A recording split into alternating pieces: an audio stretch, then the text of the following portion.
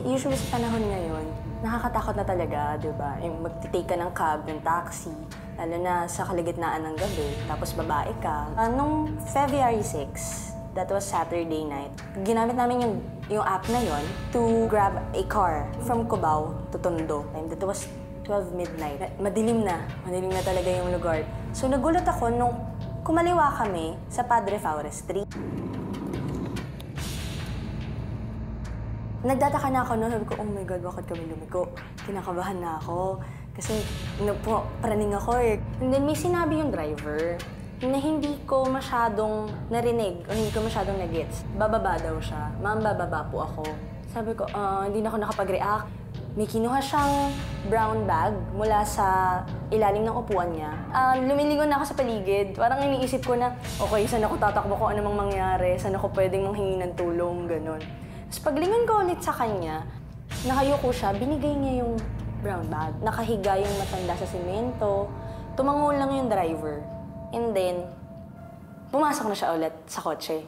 I was filled with guilt kasi naunahan ako ng prejudice ko eh. Okay, mali ako nang iniisip. Kilala mo kuya, kilala mo ba yung yung matanda? Sabi niya, ay hindi po ma'am. Sabi niya.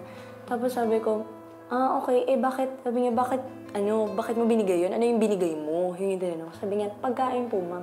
Na ihatid niya ako sa bahay ko ng maayos.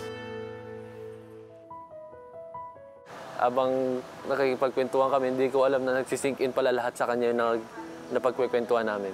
Nagpasalamat ako, tapos nag-sorry din ako kasi natakot ko po pala siya nung gabing yun.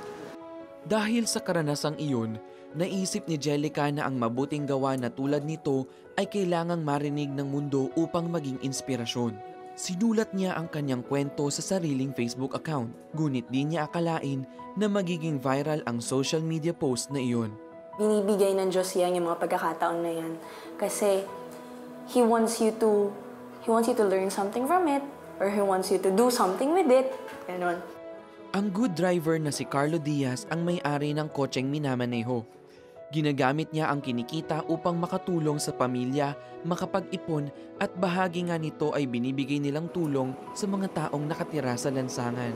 At least kung meron akong makatulong ako kahit sa isang gabi lang na okay yung pagkain nila, tapos mapulan yung gutom nila.